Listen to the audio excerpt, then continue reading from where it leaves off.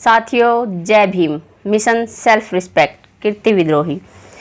साथियों, आज मैं बाबा साहब डॉक्टर भीमराव अंबेडकर जी के संपूर्ण वाङ्मय खंड 8 की पहली पहेली को आपसे साझा करूंगी, जिसमें बाबा साहब ने अपने महत्वपूर्ण विचार रखे हैं। बाबा साहब लिखते हैं, भारत समुदायों का समूह है। इसमें पारसी, ईसाई, मुसलमान और हिंदू हैं। इन समुदायों का आधार प्रजातीय नहीं है, यह वास्तव में धार्मिक है। ऐसा सोचना एक सतही विचार है। यह जानना मजे की बात है कि कोई पारसी एक पारसी क्यों है, एक ईसाई ईसाई क्यों है, एक मुसलमान मुसलमान क्यों है और एक हिंदू हिंदू क्यों है।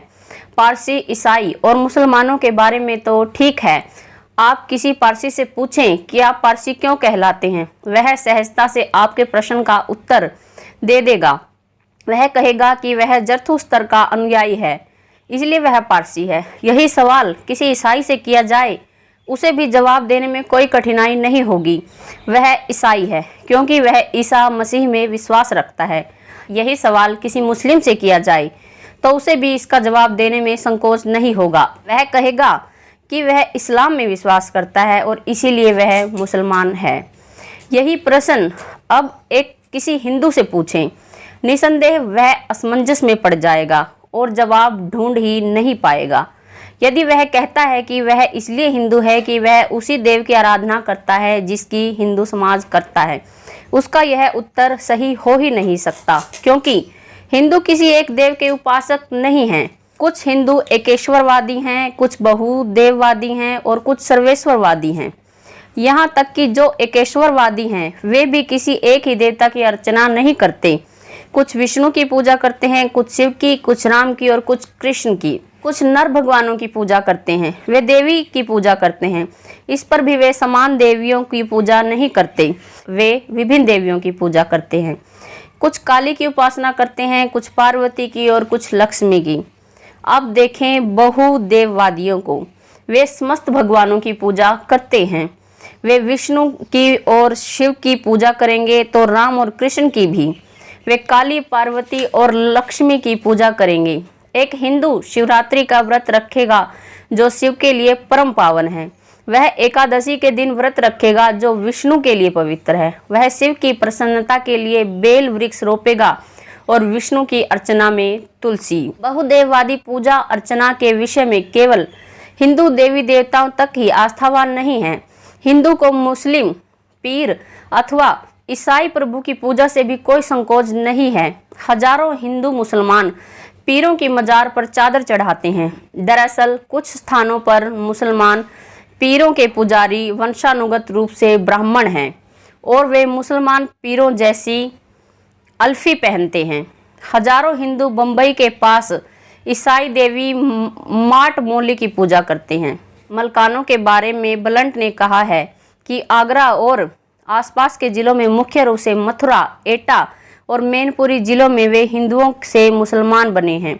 वे राजपूतों, जाटों और बनियों के वंशज हैं। वे आमतौर से अपने को मुसलमान में नहीं गिनते, बल्कि अपनी मूल जाति गिनाते हैं। कभी कभी स्वयं को मलकान कहते हैं। उनके नाम हिंदुओं जैसे हैं और वे मंदिरों में पूजा करते हैं। वे अभिवादन में राम राम करते हैं। उनका शादी व्यवहार मुख्यतः आपस में ही है।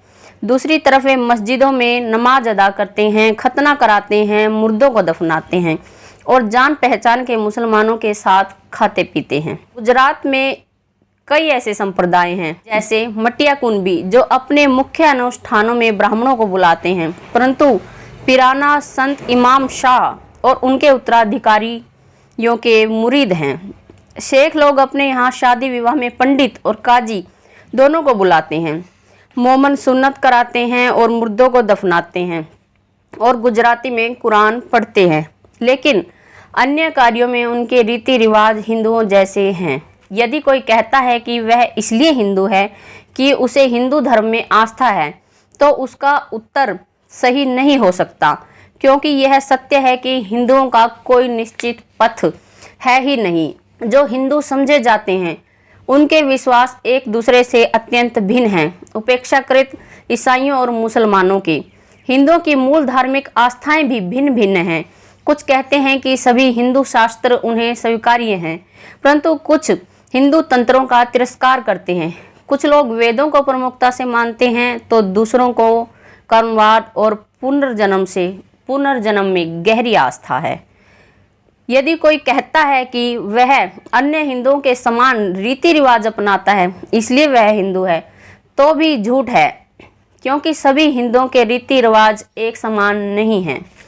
उत्तर भारत में सपिंड गोत्र में विवाह की प्रथा नहीं है, परंतु दक्षिण में मामा भांजी और मामा फूफी आदि के बहन भाइयों में वैवाहिक संबंध प्रचलित है।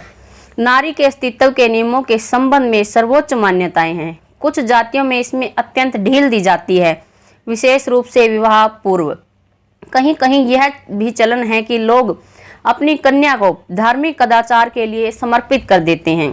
कुछ क्षेत्रों में नारी स्वतंत्र है तो कहीं कहीं पर्दा नशीन है। कुछ स्थानों पर वे लहंगा पहनती हैं तो कहीं पर सलवार आदि। आगे बाबा साहब लिखते हैं, यदि वह कहता है कि वह इसलिए हिंदू है कि वह जाति प्रथा को मानता है, तो उसका यह उत्तर भी संतोषजनक ढंग से स्वीकार नहीं किया जा सकता। यह बिल्कुल सत्य है कि किसी हिंदू को इस बात से कोई गरज नहीं कि उसके पड़ोसी की क्या आस्थाएं हैं, पर यह जानना उसका परम धर्म है कि वह उसके साथ खान पान कर सकता है या नहीं। दूसरे शब्दों में इसका अर्थ यह हुआ कि जातिवाद हिंदू धर्म की आत्मा है और जो व्यक्ति किसी मान्यता प्राप्त हिंदू जाति से संबंध नहीं है वह हिंदू हो ही नहीं सकता। उनकी मात्र जात पात में आस्था ही पर्याप्त नहीं है। जात पात तो ईसाइयों और मुसलमानों में भी दीमक की तरह घुसी हुई है। खान पान में बेशक ना हो, शादी व्यवहार में तो वह सर्वव्यापी है, परंतु इसी कारण वे हिंदू नहीं कहलाते। उनमें दोनों बातों का होना आवश्यक है। उसे हिंदू होना चाहिए और जात पात में विश्वास रखना चाहिए। अब फिर वही प्रश्न उठता है कि हिंदू कौन है। इस संदर्भ में हम जहाँ के तहाँ खड़े हैं। क्या प्रत्येक हिंदू के समक्ष यह प्रश्न नहीं है कि उसके अपने धर्म के बारे में इतनी उहापोह क्यों है, इतनी उलझन क्यों है? वह ऐसे मामूली जवाब क्यों नहीं दे पाता जिनका उत्तर प्रत्येक पारसी, प्रत्येक ईसाई, प्रत्येक मुसलमान के पास है? क्या यह समय नहीं है कि वह अपना आत्मावलोकन करे कि इसके क्या कारण हैं जिसके फलस्वरूप यह धार्मिक अवस्था उत्पन्न हुई है?